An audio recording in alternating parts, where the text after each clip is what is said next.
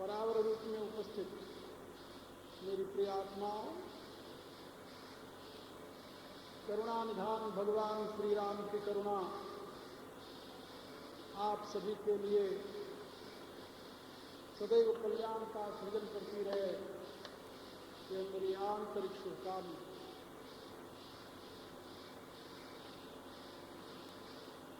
ज्ञान सत्र जो चल रहा है,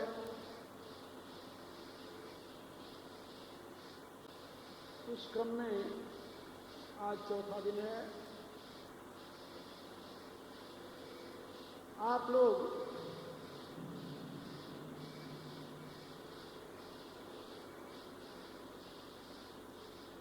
तीन दिनों तक गोस्वामी तुलसीदास जी की विचारधारा और उनकी दार्शनिक पृष्ठभूमि को श्रवण कर रहे हैं।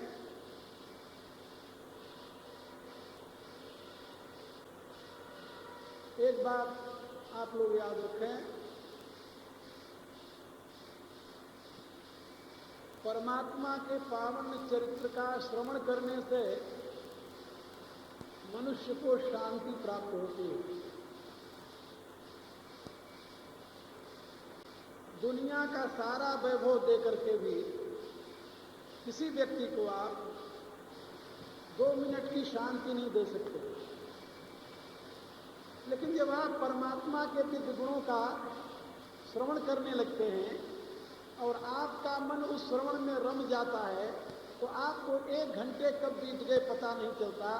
और जिस समय होता है कि अब समय पूरा हो गया, तो आप कहते हैं अभी तो शुरू किया था। तो 1 घंटे की जो अनुपम शांति आपको मिलती है, मेरे विचार से दुनिया की कोई वस्तु आपको शांति दे नहीं सकती। और शांति कौन देता है आपको? भगवान का पावन चरित्र। इसलिए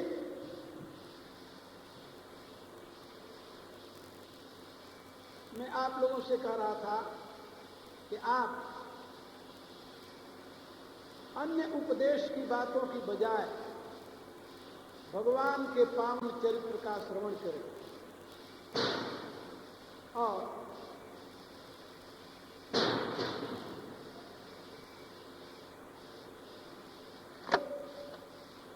आंतरिक शांति प्राप्त होगी और साथ ही विवेक प्राप्त होगा। क्योंकि भगवान के चरित्र के श्रवण मनन कथन से विवेक का उदय होता है मनुष्य के जीवन में। ये एक सुंदर विधान है प्रकृति का, और इस विधान के अनुसार ही मनुष्य अपने उत्थान में सहयोगी हो पाता है, समर्थ हो पाता है। कल मैंने आप लोगों को बताया था कि रामायण की कथा ब्रह्म की कथा है, पूर्ण ब्रह्म परमेश्वर के पावन नित्य लीला की कथा है। लीला उनकी 2 प्रकार की होती है, एक नित्य लीला, एक निमित्त लीला। तो नित्य लीला की भी कथा है रामायण में, निमित्त लीला की भी कथा है। परब्रह्म परमात्मा जो अपने प्रकृति को माध्यम बना करके अनंत ब्रह्मांडों का सृजन करते हैं और उन ब्रह्मांडों में अनेक प्रकार की जो घटनाएं घटित होती हैं, ये उस परमेश्वर की नित्य लीला है। क्योंकि गोस्वामी जी के मत से विधि प्रपंच अस अचल अनादि, ये सृष्टि का आदिर चिरोभावात्मक जो स्वरूप है, ये अनादि काल से चला रहा है, अनंत काल तक चलता रहता है।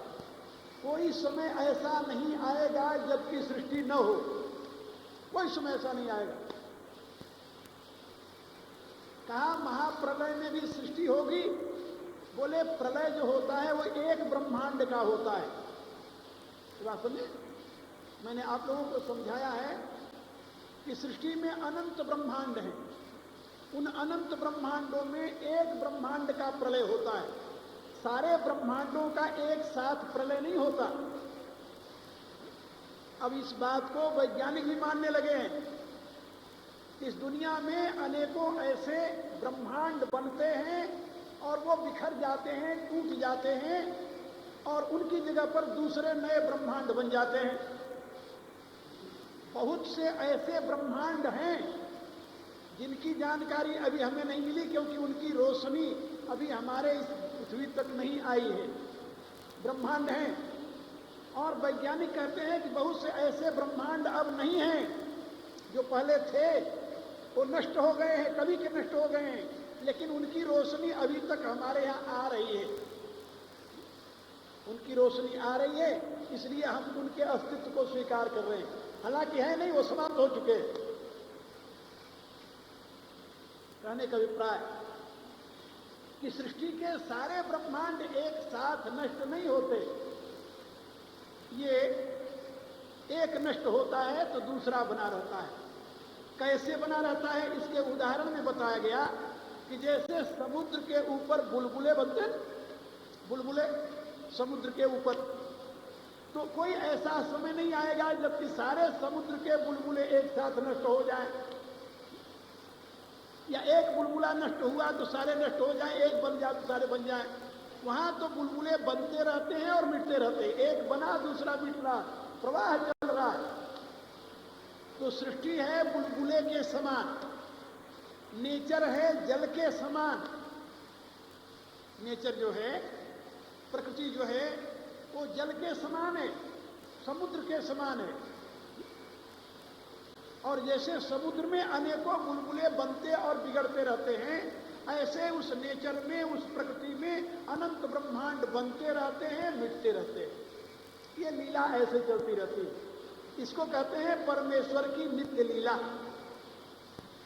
और इस लीला में जब निमित्त लीला होती है, परमात्मा अपने भक्त की अभिप्सा को पूर्ण करने के लिए निराकार से जब निराकार होकर के हमारे मध्य आते हैं, अपने भक्त की अभिप्सा को पूर्ण करने के लिए पावन चरित्र करने लगते हैं, उसको निमित्त लीला कहते हैं। कल मैंने बताया था। उस निमित्त लीला में भगवान के अनेकों ज्ञानियों को भी मोह हो जाता है। तुलसीदास ने अपने रामायण में लिखा है कि भगवान शंकर पार्वती को समझाते हुए कह रहे हैं, उमा राम गुण गूढ़ पंडित मुनि पावई विरति, पावई मोह विमूढ़ जे हरि विमुख न धर्म रति। काहे उमा, राम का गुण बड़ा गूढ़ है, रहस्यमय है, दैट इज वेरी मिस्टीरियस, बहुत ही रहस्यमय है। परमात्मा के उस गुण को सुन करके पंडित मुनि पावई विरत, जो पंडित मुनि हैं या पंडित जन जो हैं, पंडित किसे कहते हैं भाई? पंडित शब्द की व्याख्या की गई है पंडिता समदर्शिन। जो समदर्शी है वो पंडित है, जो समदर्शी है उसे पंडित कहते हैं। पंडित शब्द का अर्थ होता है सद असद विवेकनी बुद्धि सा पंडा। सत और असत का निर्णय करने वाली, राइट और रॉन्ग का निर्णय करने वाली जो बुद्धि है, उस बुद्धि का नाम है पंडा बुद्धि। और उस पंडा बुद्धि से जो युक्त है उसका नाम है पंडित, उसे पंडित कहते हैं। तो गोस्वामी जी ने बताया कि ये भगवान का चरित्र जो है, गुण जो है, बड़ा गूढ़ है। इसको सुन करके पंडित मुनि पावई विरत, जो पंडित हैं, मुनि हैं, मननशील हैं, बुद्धिमान लोग हैं, वो वैराग्य को प्राप्त होते हैं, वो विरक्ति को प्राप्त करते हैं। लेकिन पावई मोह विमूढ़, लेकिन जो विशेष मूढ़ हैं वो मोह को प्राप्त होते हैं। विशेष मूढ़ कौन है? तो उन्होंने कहा जे हरि विमुख न धर्म रति, जो भगवान से विमुख हैं, जिनकी धर्म में रति नहीं है, ऐसे जो विमूढ़ लोग हैं वो मोह को प्राप्त होते हैं। परमात्मा के पावन चरित्र को देख करके एक महात्मा ने इसका अर्थ किया कि नहीं, ऐसी बात नहीं है। जो धर्म विमुख हैं, जो भगवान में प्रेम नहीं करते, उन्हीं को मोह होता हो, ऐसी बात नहीं। कहा तो फिर इसका ऐसे भी अर्थ किया जा सकता है कि पावई मोह विमूढ़ जे हरि विमुख न और न धर्म रति, जे हरि विमुख न धर्म रति। ये ना जो है ये दोनों तरफ लगता है। जे हरि विमुख ना धर्म रति पावई मोह विमूढ़। जिनकी धर्म में रति नहीं है, जो भगवान के विमुख हैं, ऐसे लोग मोह और मूढ़ता को प्राप्त कर लेते हैं। कहा यदि इस न को इधर की बजाय इधर लगा दो तो का पावई मोह विमूढ़ जे हरि विमुख न धर्म रति। जो भगवान से विमुख नहीं है, जिनकी धर्म में रति है, ऐसे लोग भी मोह को प्राप्त कर लेते हैं। ऐसे लोग भी विशेष मूढ़ता को प्राप्त हो जाते हैं। और रामायण में हमें तो ऐसे ही लोगों के दर्शन होते हैं। सही में जिनकी धर्म में रति है, धर्म में रति है, जो भगवान से विमुख नहीं है, ऐसे ही लोग भगवान के दिव्य चरित्र को देख करके विशेष मूढ़ हो गए, विशेष मूढ़ बन गए। विशेष मूढ़ माने अत्यंत मूढ़। सामान्य मूढ़ की स्थिति अलग होती है, और सामान्य मूढ़ किसे कहते हैं और विशेष मूढ़ किसे कहते हैं? कहा जिसको मोह उत्पन्न हो जाए वो सामान्य मूढ़ कहा जाता है, और जिसको विमोह उत्पन्न हो जाए, महामोह उत्पन्न हो जाए, वो विशेष मूढ़ कहा जाता है। क्या समझे? जिसको मोह हो जाए वो तो मूढ़ है, और जिसको महामोह हो जाए वो विमूढ़ हो जाता है, विशेष मूढ़ हो जाता है वो। का ये मोह और महामोह का झगड़ा क्या है? का संसार के पदार्थों को देख करके भ्रमित हो जाना मोह है, मोह वैचित्य। संसार के पदार्थों को देख करके, परिस्थितियों को देख करके भ्रमित हो जाना मोह है। लेकिन परमात्मा के चरित्र को देख करके भ्रमित हो जाना का वो तो महामोह है, महामोह। और इस महामोह के भाजन कौन बन जाते हैं जानते हो? जे हरि विमुख न धर्म रति। जो भगवान से विमुख नहीं है, जिनकी धर्म में रति है, ऐसे लोग भी विमूढ़ता को प्राप्त हो जाते हैं, महामोह को प्राप्त हो जाते हैं। का उसमें कोई प्रमाण आपके पास? का एक नहीं, तीन प्रमाण। एक प्रमाण की क्या जरूरत है? तीन प्रमाण भाई। सबसे पहले रामायण में तुलसीदास जी ने भगवती को श्रद्धा स्वरूपा कहा है। श्रद्धा स्वरूपा, श्रद्धा स्वरूपा कौन है? भगवती। और भगवान शंकर को विश्वास रूप का है। भवानी शंकरौ वंदे श्रद्धा विश्वास रूपिणौ। यदि किसी घर में आग लग जाए तो कुएं के पानी से बुझाया जाता है, और यदि दुर्भाग्य से कुएं में आग लग जाए तो क्या किया जाए?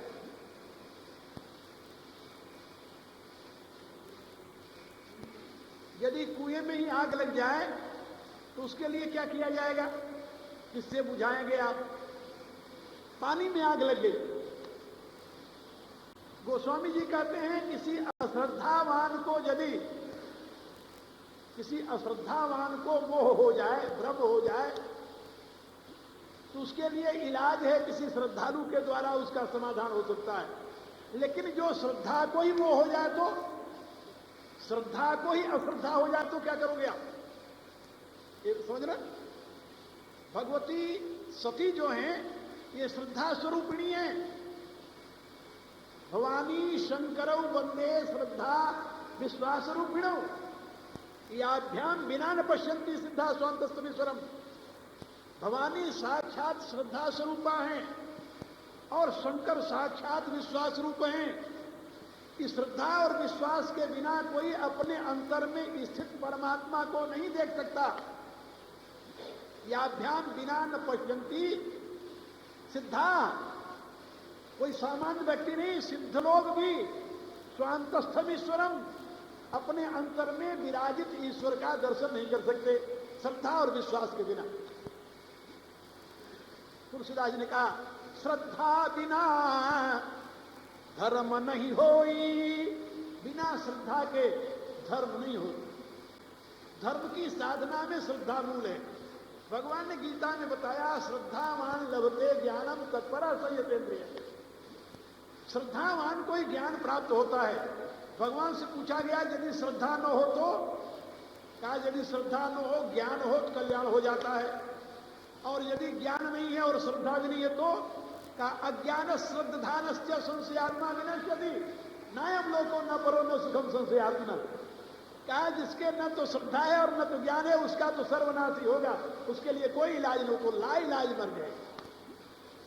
यदि अज्ञान है लेकिन श्रद्धा है, उसका इलाज है, लेकिन अज्ञान है और श्रद्धा भी नहीं है, तो श्रद्धा रहित अज्ञान तो लाइलाज मर जाए, उसके लिए विनाश के सिवा और कोई दूसरा रास्ता नहीं।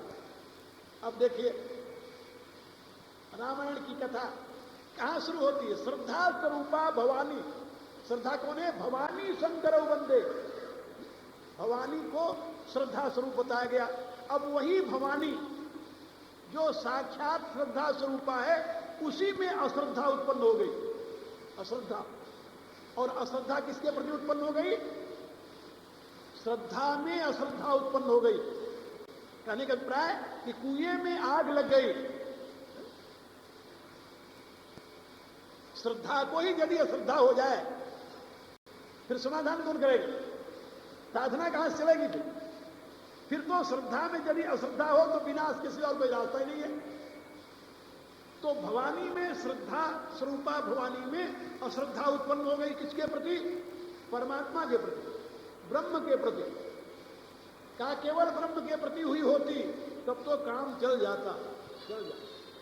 क्योंकि रामायण में चौपाई तुलसीदास जी ने लिखी है, का राखई गुरु जो कोप विधाता।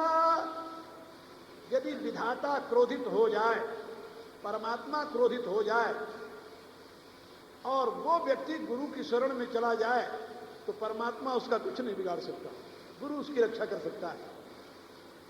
राखई गुरु जो कोप विधाता।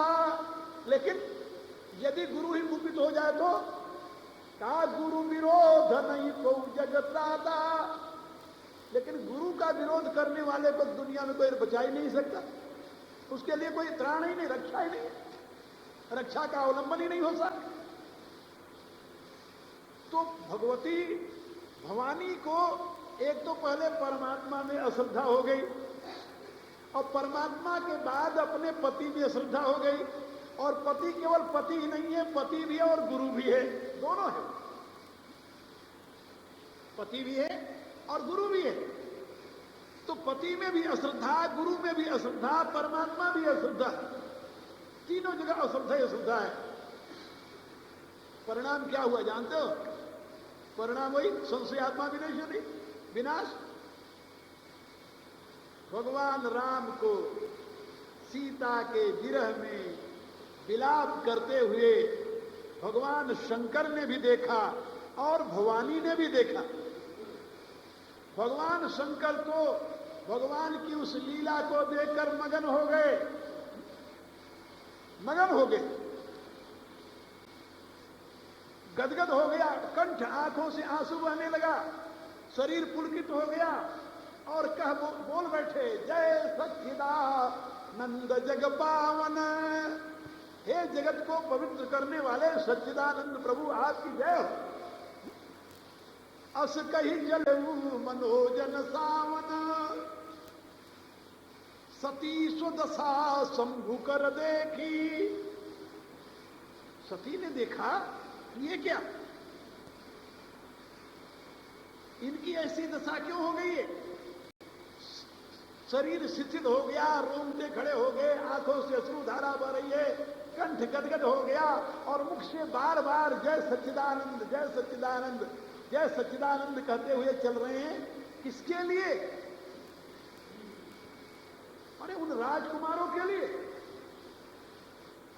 शंकर जगत बंद जगदीशा सुर नर मुनि सब नावत सीसा ते त्रिप सुतई कीन परिणामा कही सच्चिदानंद पर धामा।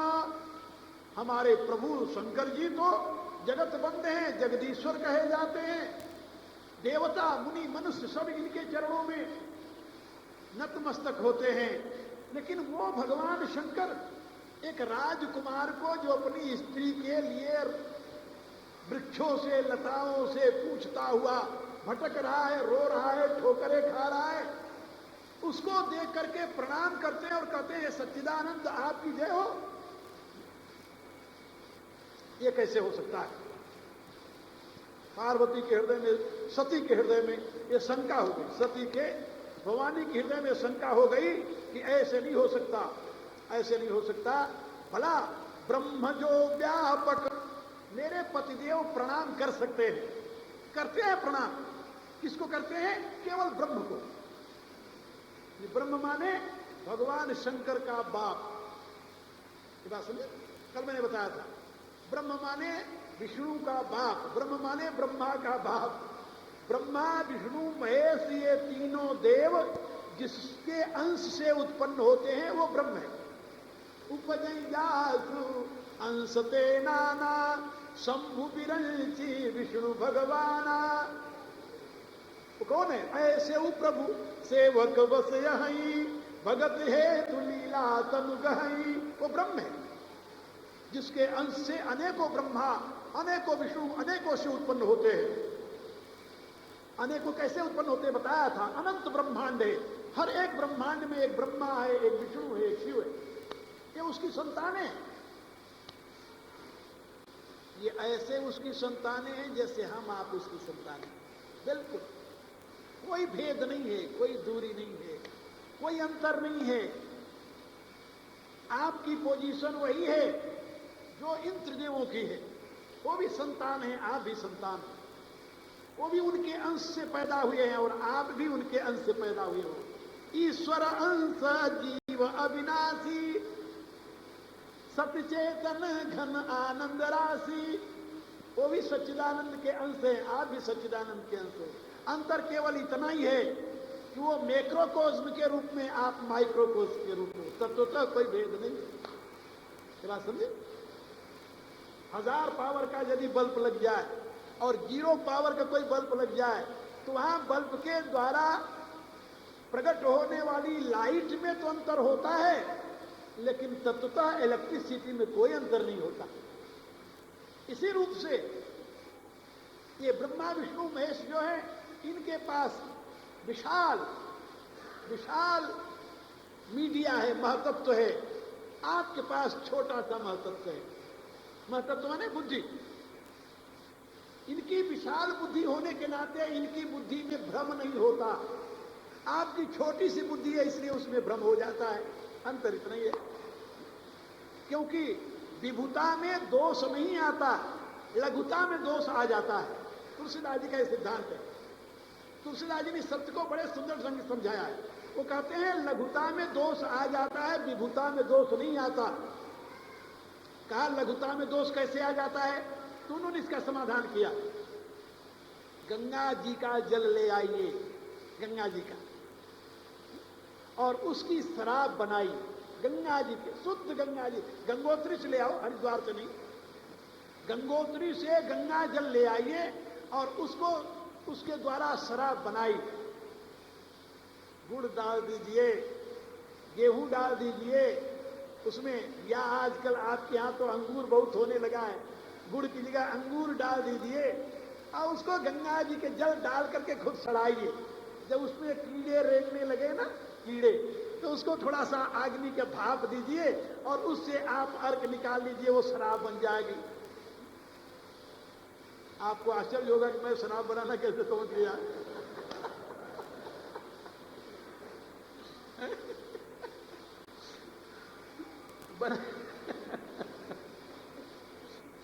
आयुर्वेद में ये विधियां बताई गई है। जो आयुर्वेद में आसव बनते हैं वो भी एक शराब है और कुछ नहीं, उसमें विधियां समझाई गई है। तो उसमें से आप गंगा जल डालकर, यानी आम पानी की जगह गंगा जल डालकर शराब बनाइए।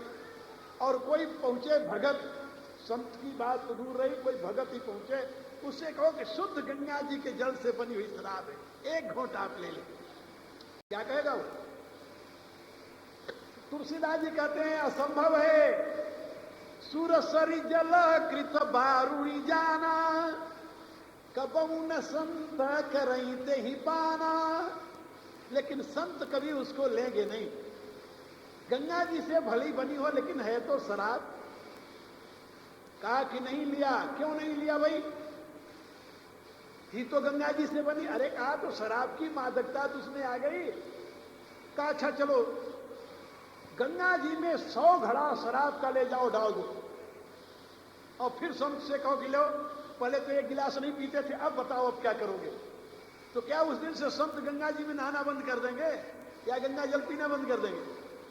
क्या राय आपको? नहीं करेंगे ना। गंगा जल एक लोटिया ला करके यदि शराब बनाते हो तो शराब गंगा जल को अपवित्र कर देती है। क्यों? लघु है ना, थोड़ा सा है, लघुता में दोष आ जाता है, लेकिन विभुता में दोष नहीं आता।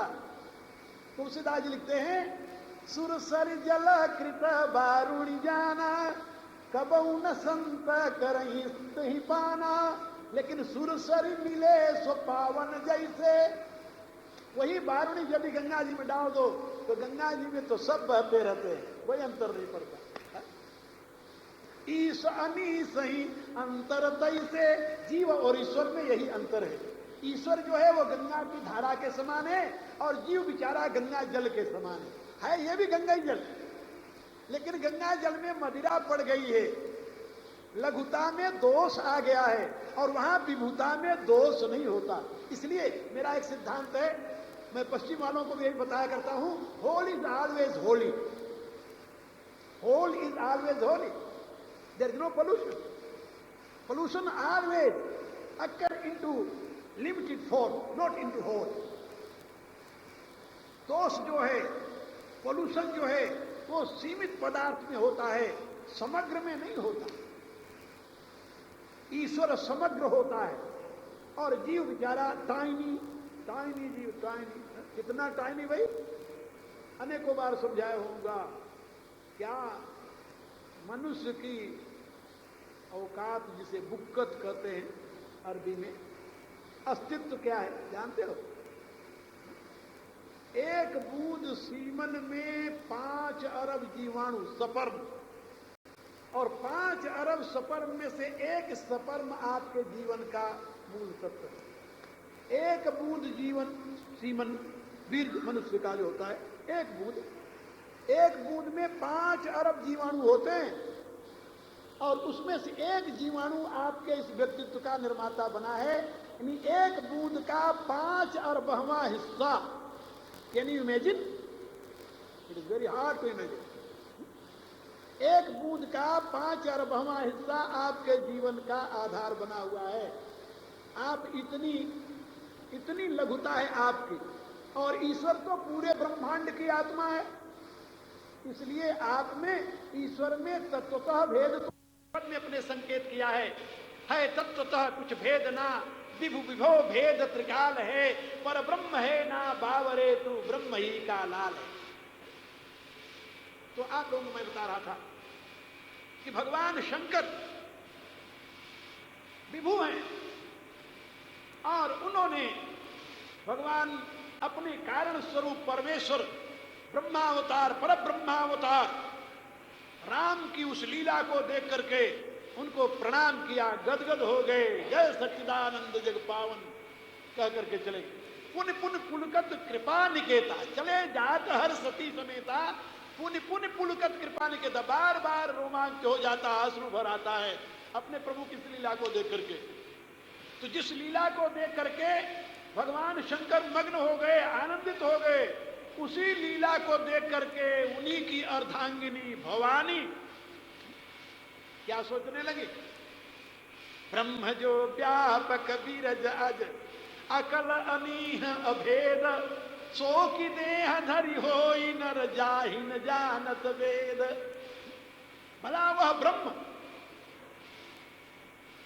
ब्रह्म जो व्यापक, जो सर्वत्र व्याप्त है, बीरज है, रजो रज रूपी माया से परे है, अजन्मा है, बीरज अज, अकल है, समस्त कलाओं से परे है, अनीय है, समस्त इच्छाओं से परे है, अभेद है, समस्त डाइवर्सिटी से अबब है, अकल अनीह अभेद, सो की देह धरि होई नर। वह ब्रह्म भला मनुष्य बन सकता है कभी? वेद भी जिसे नहीं जानता, वेद भी न इति कह करके जिस ब्रह्म की महिमा का गान करता है, क्या वह ब्रह्म कभी मनुष्य बन सकता है? जिस मनुष्य को हमारे प्रभु प्रणाम कर रहे हैं। एक शंका जानते हो किसे कहते हैं? शंका और भ्रम में अंतर है थोड़ा सा। शंका में, मोह में भी अंतर है, भ्रम में भी अंतर है। ये शब्द अपने अपने आप के महान अर्थ रखते हैं। शंका कहते हैं जहां दो कोटि का ज्ञान हो, दो कोटि का, दो प्रकार का ज्ञान, उसको शंका कहते हैं। और जहां एक ही उल्टा ही ज्ञान हो जाए, निश्चित हो जाए कि नहीं यही है, उसको भ्रम और मोह कहते हैं। ठूठ को कोई भूत मान ले, क्या हुआ है? भ्रम है। रस्सी कोई सांप मान ले, ये क्या है? भ्रम है। और इसी का नाम मोह है। मोह माने मोह वैचित्य, जो वस्तु जैसी है उसके विपरीत उसे स्वीकार कर लेना। जैसे शरीर कोई आत्मा मान ले, शरीर ही आत्मा है। अनित्य असुचि दुख अनात्मसु, नित्य सुचि सुख आत्म ख्याति इति अविद्या। इसी का नाम मोह है, इसी का नाम अविद्या है, इसी का नाम विपर्य है, विपरीत ज्ञान है, इसी को भ्रम कहते हैं। और संशय में ऐसा नहीं होता, संशय दो कोटि का ज्ञान होता है। इसलिए गीता के 18वें अध्याय में भगवान ने इन दोनों की विवेचना की कि संशय जो है वो तो रजोगुण का धर्म है, और मोह जो है वो तमोगुण का धर्म है। मोह तमोगुण से उत्पन्न होता है। अज्ञान मोह तमसो भवत है, प्रमाद मोह तमसो भवत अज्ञान एवच। जो तम मोह है, भ्रम है, प्रमाद है, ये तमोगुण का कार्य है। और जो संशय है वो रजोगुण का कार्य है। रजोगुण में विपरीत ज्ञान नहीं होता, रजोगुण में संदेहात्मक ज्ञान होता है। ये भी हो सकता है, ये भी हो सकता है, ये है या ये है। अब वहां पर सती को संदेह हो गया, संशय हो गया। तुलसीदास ने लिखा है, अस संशय मन भयऊ अपारा। संशय हो गया। जहां दो कोटि का ज्ञान होता है वहां संशय है। दो कोटि ज्ञान क्या है सती को? एक तो ये कि ब्रह्म जो व्यापक बीरज अज, अकल अनीह अभेद, सो की देह धरि होई नर जाहि न जानत वेद। एक ये निश्चय है उनका। और दूसरी तरफ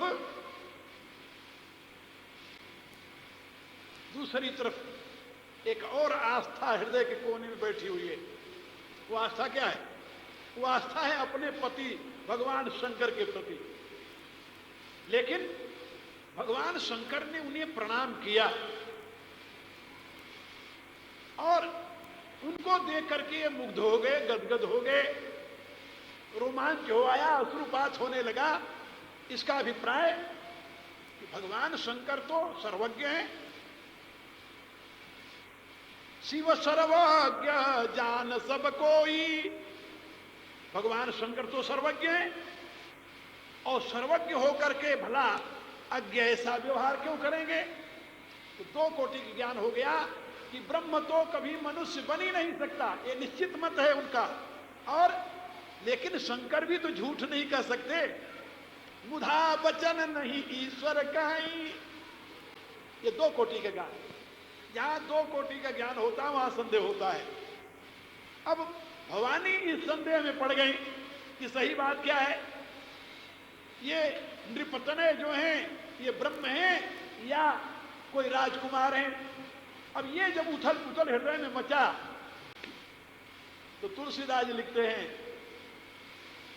शास्त्र का एक नियम है कि जिसका तुम हित चाहते हो उसके बिना प्रश्न किए भी तुम उसे ज्ञान दो, बिना पूछे भी उसे ज्ञान दो, और जिसका हित नहीं चाहते उसके पूछने पर भी तुम्हें उत्तर नहीं देना चाहिए। अब भगवान शंकर से बड़ा हितैषी सती का कौन हो सकता है? सती जी ने यह बात स्पष्ट नहीं कही, मन में ही सोचती रही। ब्रह्म जो व्यापक विरज अज अकल अनीह अभेद, सोख देह धरि होई नर जाहिन जानत वेद। लेकिन इसके साथ साथ शंभु गिरा पुनि निशान होई, शिव सर्वज्ञ जान सब कोई। भगवान शंकर भी तो मिथ्या नहीं कर सकते।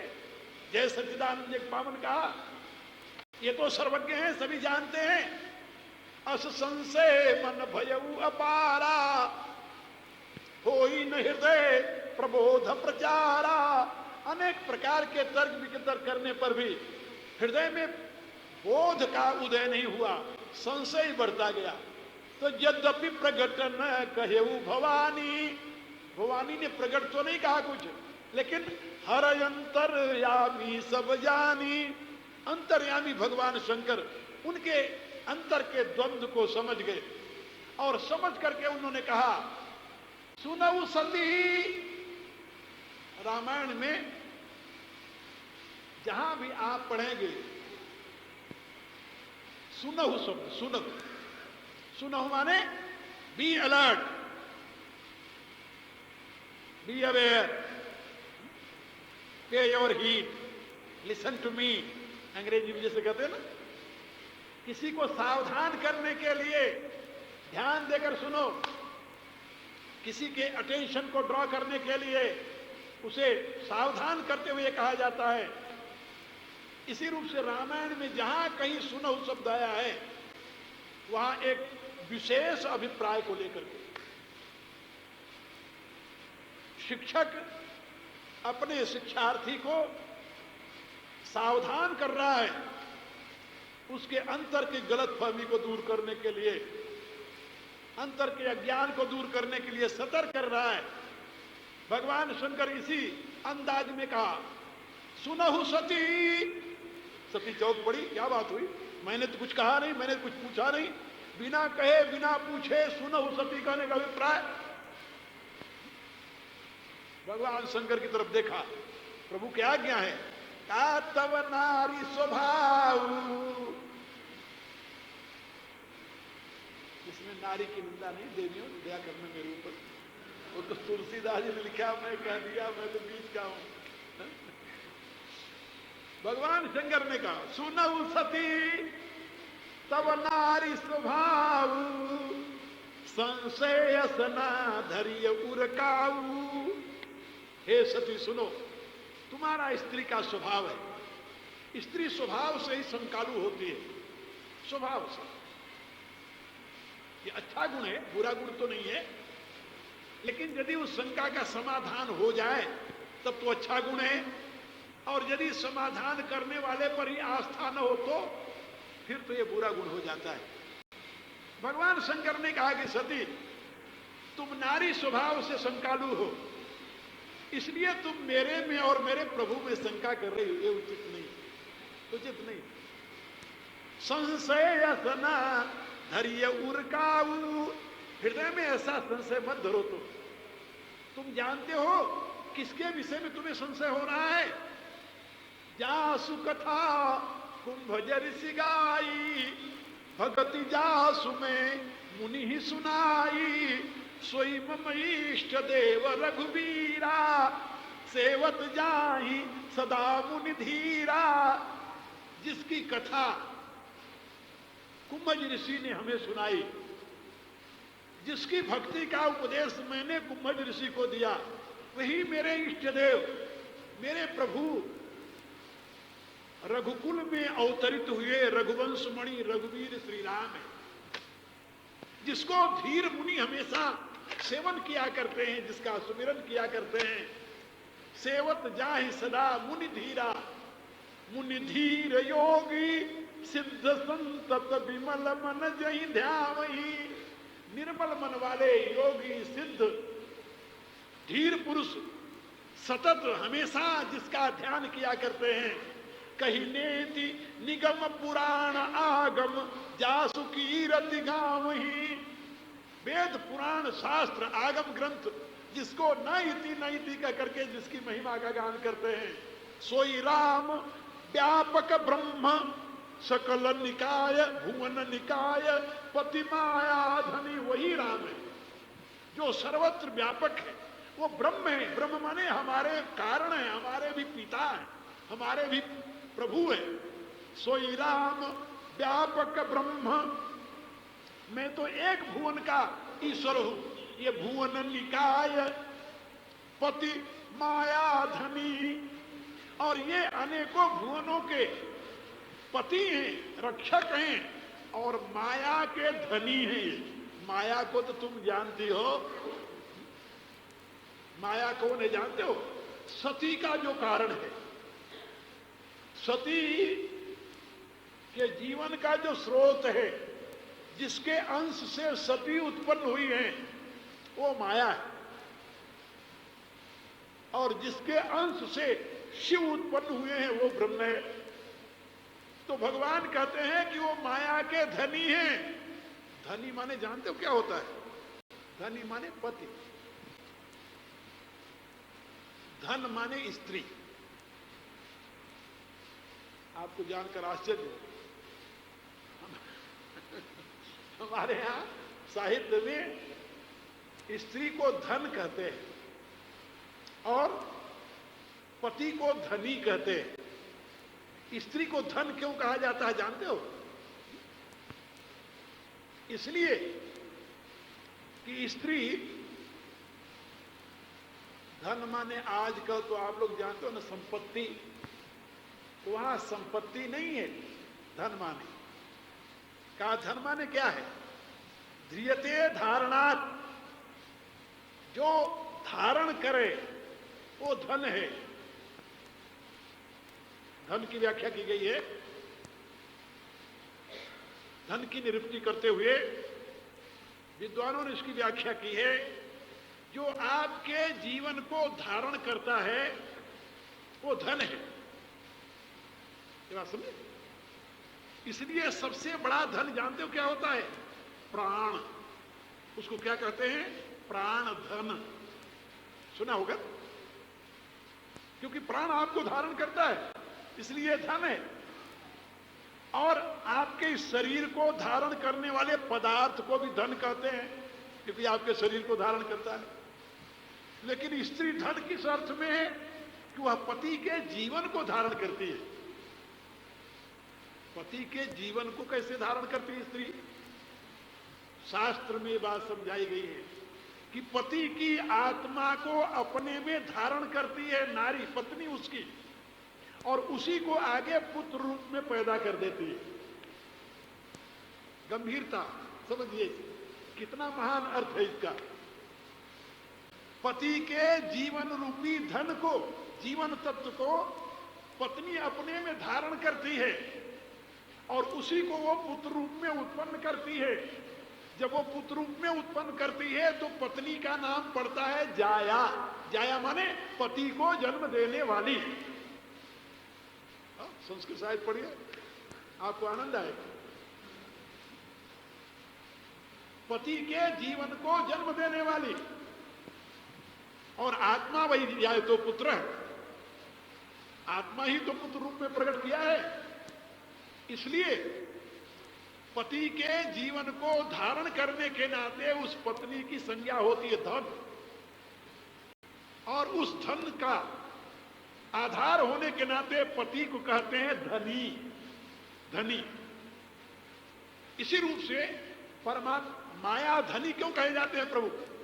समझिए, माया क्या है? माया प्रभु के तेज को अपने में धारण करके अनंत जीवों को जन्म देती है। गीता पढ़िए 14वां अध्याय। भगवान क्या कहते हैं? मम यो निर्महत ब्रह्म तस्मिन् गर्भम दधाम्यहम संभव सर्वभूतानां ततो भवति भारत। का हे अर्जुन, ये जो महत ब्रह्म है, मेरी माया, ये योनि है, यानी जननी है। योनि माने जननी, जन्म देने वाली। और इसमें मैं अपने तेज को, अपने आत्मस्वरूप को स्थापित करता हूं। उसमें मैं अपना गर्भ स्थापित करता हूं। गर्भ माने तेज, गर्भ माने अंश। मैं अपने तेज को उसमें स्थापित करता हूं। तस्मिन् गर्भम दधामि अहम, अहम तस्मिन् गर्भम दधामि। और संभव सर्वभूतानां ततो भवति भारत। ये भारत ततः सर्वभूतानां संभव। ये संपूर्ण प्राणी उत्पन्न होते हैं। इसलिए तासाम ब्रह्म महद योनि अहम बीज प्रदः पिता। इसलिए ये जगत की मां है और मैं जगत का बाप हूं, पिता हूं। सारे जीव मेरे से पैदा होते हैं। समस्त जीवों की मां ये माया है और समस्त जीवों का बाप मैं हूं। ये माया मेरी धन है और मैं इसका धनी हूं। ये बात समझे? धनी माने क्या होता है? यहां पर भगवान शंकर जी बता रहे हैं, मुनि धीर योगी सिद्ध संतत विमल मन जहि ध्यावहि। निर्मल मन वाले योगी सिद्ध सदैव मुनि जिसका ध्यान किया करते हैं। कहिले निगम पुराण आगम जासु कीरति गावहि। वेद पुराण आगम न इति कह करके जिस ब्रह्म की कीर्ति का गान किया करते हैं, सोई राम, वही राम है। उनको राम कहते हैं। राम क्यों कहते हैं? वो सब में रमण करते हैं, इसलिए उनको राम कहा जाता है। और उन्हीं की ये सारी क्रीड़ा है, इसलिए राम का रम धातु के कई अर्थ होते हैं। उसमें रम धातु का मूल अर्थ होता है क्रीड़ा, रम क्रीड़ाया। तो ये जगत उनका क्रीड़ा स्थल है, इसलिए वो राम कहे जाते हैं। सोई राम व्यापक ब्रह्म, कण कण में व्याप्त ब्रह्म वह राम कहा जाता है। भुवन निकाय पति माया धनी, अनंत ब्रह्मांडों का वो पति है और माया का धनी है। का ऐसा जो ब्रह्म है वो ये राजकुमार बनकर के रो रहा था। का इसलिए अवतरे वो अपने भगत हित, वो अपने भक्त के लिए उतार लिया है। भक्त कौन? कल मैंने बताया था, एक भक्त नहीं, दो भक्त, और दोनों महाभक्त, सामान्य भक्त नहीं। एक मनु शत्रुपा, जिन्होंने ब्रह्म को बालक होने के लिए विवश कर दिया अपने भक्ति के बल से। और दूसरा परम भागवत भानु प्रताप राजा। इन दोनों भक्तों के हित के लिए मनु शत्रुपा की अभिलाषा पूर्ण करेंगे। पूर्ण किए, बालक रूप में, पुत्र रूप में अवतरित होकर के, और भानु प्रताप का उद्धार करने के लिए अब वनवास जा रहे हैं। ये नाटक कर रहे हैं, अपने भक्त के लिए रो रहे थे। ये लीला उनकी भक्त के हित के लिए। अवतरे अवतरे अपने भगत हित, तो मजबूरी में उतरे, बोले नहीं। निज तंत्र नितर घुकुल मणि, निज तंत्र स्वतंत्र रूप से, अपनी इच्छा से। तुलसीदास लिखते हैं, भगवान ने मनु शत्रुपा को वरदान देते हुए कहा था, इच्छा में नरवेश समारे, हुई हूं प्रगट निकेत तुम्हारे। मैं अपनी इच्छा से ही मनुष्य शरीर धारण करके तुम्हारे घर में प्रकट हो जाऊंगा। भगवान किसी के रजवीर से पैदा नहीं होते, याद रखो। जिस भगवान की उपासना हिंदू सनातन धर्म में की जाती है, वह भगवान किसी माता पिता के रजवीर से पैदा नहीं होता। न मां के रज से पैदा होता है, न पिता के बीज से पैदा होता है। रज बीज से जो उत्पन्न होता है वो ईश्वर परमात्मा नहीं, वो तो जीवात्मा है। तो भगवान राम कौशल्या के गर्भ से नहीं पैदा हुए, बोले ना, कौशल्या के गर्भ से नहीं पैदा हुए। रामायण पढ़िए, तुलसीदास जी साफ लिखते हैं, जग निवास प्रभु प्रगटे अखिल लोक विश्राम। जिस प्रभु का जगत में निवास है, कण कण में वो प्रकट हो गए, अखिल लोक को विश्राम देने के लिए प्रकट कहां हुए? कौशल्या के घर में, कौशल्या के महल में, जहां देवी कौशल्या विराजमान थी, वहां प्रभु प्रकट हो गए। प्रकट कैसे हुए प्रभु? बच्चे रूप में? बोले ना ना। फिर कैसे प्रकट हुए? कहा भय प्रगट कृपाला दीन दयाला कौशल्या हितकारी हर्षित महतारी मुनि मनहारी अद्भुत रूप निहारी। कैसा रूप है? लोचन अभिरामा तनु घनश्यामा निज आयुध भुजचारी भूषण बनमाला नयन विशाला शोभा सिंधु खरारी। शंख चक्र गदा पद्म लिए भगवान का पूर्णावतार कौशल्या मां के कक्ष में प्रकट हो गया। माता ने कहा कि प्रभु बड़ी कृपा हुई, आपने हमें दर्शन दिया। कहा दर्शन नहीं दिया मां? कहा तो फिर? अरे कहा तुमने वरदान मांगा था कि तुम मेरे पुत्र हो जाओ, तो मैं तो तुम्हारा पुत्र होकर प्रकट हुआ हूं। मां पहले तो गदगद हो गई सुनकर, फिर उसे ज्ञान आया, क्योंकि भगवान ने कहा था मां तु विवेक अलौकिक तोरे कबउन मिटी अनुग्रह मोरे। हे मां तुम्हारा अलौकिक विवेक कभी मिटेगा नहीं, बना रहेगा। मां उसमें भी अपने अलौकिक विवेक को नहीं खोई, संभल गई मां। मां ने कहा कि प्रभु आप मेरा पुत्र होकर के अवतरित हुए हो? बोले हाँ। कहा तो दुनिया वाले भला कब विश्वास करेंगे कि किसी मां ने इतना बड़ा पुत्र पैदा किया है? इतना बड़ा पुत्र और कहीं पैदा हुआ है किसी मां के उधर से? तो भगवान ने कहा फिर? कहा महाराज पुत्र तो बच्चा रूप में उत्पन्न होता है, बच्चा। तो यदि आप मुझे मां का आनंद देना चाहते हो तो आप ये चतुर्भुज छोड़ करके रूप अपना बालक रूप बना लो। मां ने कहा आप बालक बन जाओ। मां की बात जब सुनी तो भगवान बालक बन गए, छोटे रूप बना लिए। सुनी वचन मां की प्रार्थना सुन करके और बालक बन गए भगवान। बालक बन करके अब शांत बैठे रहे। मां ने कहा कि बालक तो बन गए, कहा और अब क्या करना है? कहा अब रो। अरे भाई बालक बन करके जन्म ले लिया तो जब तक रोगे नहीं तब तक मैं जाऊंगी सबसे कहने कि मेरे बच्चा पैदा हुआ है। कहा फिर? कहा जब आप रोगे तब अगल बगल आवाज जाएगी, लोग देखेंगे कि कौशल्या के कक्ष में एक शिशु रो रहा है, तब दौड़ करके आएंगे तो देखेंगे, हाँ कहेंगे हाँ इसके बच्चा पैदा हुआ। भगवान ने कहा बहुत अच्छी बात। तुलसीदास जी लिखते हैं माता पुनि बोली सोमति डोली तजऊ तात यह रूपा। अपना चतुर्भुज रूपा छोड़ दो, कीजे शिशु लीला अति प्रियशीला यह सुख परम अनुपा। तो भगवान शिशु तो बन गए। मां ने कहा कि नहीं अब आपको रोना भी पड़ेगा। तो सुनी बचन सुजाना रोदन ठाना कोई बालक सुरभूपा।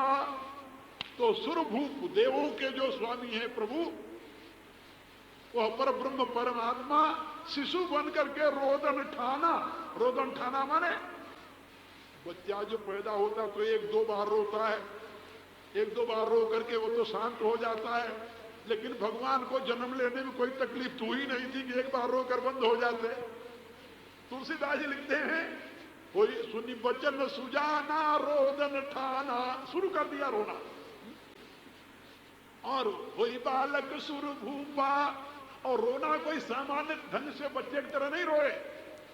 आगे लिखते हैं कि सुनि शिशु रुदना परम प्रिय बानी। परम प्रिय बानी में भगवान रो रहे हैं, राग में रो रहे हैं, राग।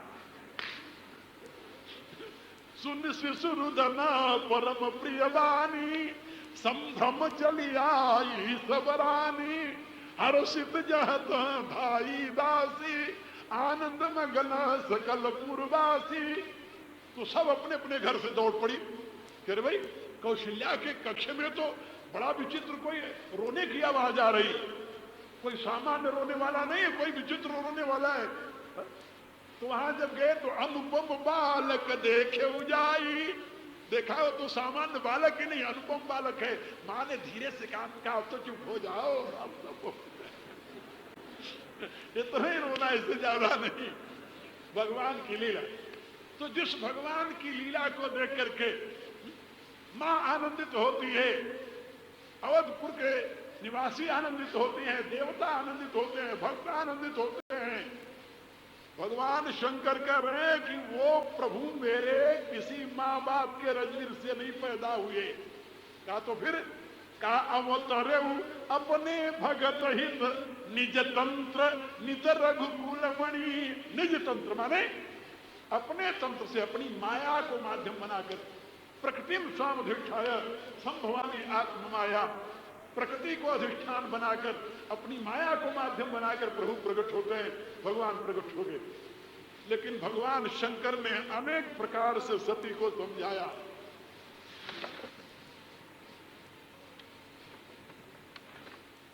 होई न हृदय प्रबोध यद्यपि कहूं बहुबार शिवा। एक बार नहीं, अनेकों बार भगवान शंकर ने समझाया, लेकिन सती के बात समझ में नहीं आई। क्योंकि जहां दो प्रकार का ज्ञान हो और उसमें एक के प्रति आग्रह हो जाए, तब उसका समाधान नहीं होता, फिर तो संशय आत्मा विनश्यति होता है। और बात यही हुई उनको यह तो विश्वास है कि मेरे प्रति शंकर जो हैं ये सर्वज्ञ हैं, लेकिन अपने जानने पर भी उनको विश्वास है कि मैं कोई गलत तो नहीं जान रही, ब्रह्म तो कभी मनुष्य हो ही नहीं सकता। और इस संशय के परिणाम में भगवान शंकर ने कहा मोरे कहे न संशय जाही, तो विधि विपरीत भलाई नाही। मेरे कहने पर भी यदि संशय नहीं जा रही तो विधाता ही विपरीत है।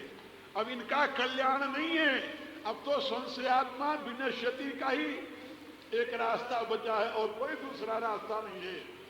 भगवान शंकर हार मान गए। वहां पर एक बात तुलसीदास जी ने लिखा है जो हम सब के लिए बड़ी शिक्षाप्रद है कि जब तुम लोग अपनी मेहनत करके हार जाओ तब वो काम भगवान के भरोसे छोड़ दो। भाती अनेक शंभु समझावा, भाभी बस न ज्ञान उर आवा। जब नहीं ज्ञान सती के हृदय में आया तब भगवान शंकर ने कहा मोरेऊ कहे न संशय जाही, अब विधि विपरीत भलाई नाही। तो क्या करते, रोते बैठ कर ना। अब उन्होंने दोनों हाथ उठा लिया, होई है सोई जो राम रचि राखा। ये नहीं जब सती को संशय हुआ तो कह दिया होई है सोई जो राम रचि राखा ना। अपनी पूरी शक्ति लगाने के पश्चात, क्या समझे, अपनी पूरी शक्ति लगाने के पश्चात तुम उस कार्य की सफलता भगवान पर छोड़ दो और निश्चय कर लो कि तुम अपनी तरफ से अब बरी हो गए। अब तो होई है सोई जो राम रचि राखा, को कर का बढ़ा वही शाखा, अस कही लगे जपन हरि नामा। ऐसा कह करके भगवान शंकर भगवान के नाम सुमिरन में लग गए। और आगे सती की जो गति हुई आप लोग जानते हो। तो श्रद्धा स्वरूपिणी भवानी के जीवन में अश्रद्धा का उदय हुआ, परिणाम विनाश हुआ। और ये अश्रद्धा किसमें, पति के वचन में और गुरु के वचन में और ब्रह्म में। इसको कहते हैं महामोह। संसार के विषय में जो मोह होता है, विपरीत धारणा होती है, उसका नाम मोह है। और परमेश्वर के विषय में यदि विपरीत धारणा हो जाए तो उसका नाम महामोह है। भगवान शंकर के समझाने पर भी सती को ज्ञान नहीं हुआ तो क्या आप सती को मानते हैं कि सती धर्म विमुखी थी? नहीं, ऐसा तो नहीं था। क्या भगवान विरोधिनी थी? ऐसा भी नहीं था। तो जो तुलसीदास जी ने लिखा कि पावे मोह विमूढ़ जे हरि विमुख न धर्म रति, क्या अर्थ करोगे आप? जे हरि विमुख न धर्म रति त्यों पावे मोह विमूढ़, जो भगवान से विमुख नहीं है, जिनकी धर्म में रति है, ऐसे लोग भी विशेष मूढ़ता को प्राप्त हो जाते हैं, जैसे सती, आगे जैसे गरुड़ जी, जैसे नारद, अनेकों उदाहरण रामायण में। ये सब विशेष रूप से मूढ़ता को प्राप्त हो गए। भगवान की लीला ही ऐसी विचित्र है, भगवान का चरित्र ही ऐसा विचित्र है। इसलिए उमा राम गुण गूढ़ पंडित मुनि पावहि बिरथ। हे उमा, राम का गुण अत्यंत गूढ़ है, उनके गुण को समझना बड़ा ही कठिन है। लेकिन जब प्रभु कृपा हो जाए तो सोई जाने जही देव जनाई, जिसके ऊपर उनकी कृपा हो जाती है उनके गुण को जान जाता है, और जो उनके गुण को जान गया तो जानत तुम्हें तुम्हें हो जाए। तो रामचरितमानस में उस पर ब्रह्म परमात्मा के जिस स्वरूप का विवेचन किया गया है वह निमित्ता अवतार है प्रभु का, और उनके उस पावन चरित्र का प्रयोजन है भक्त का हित।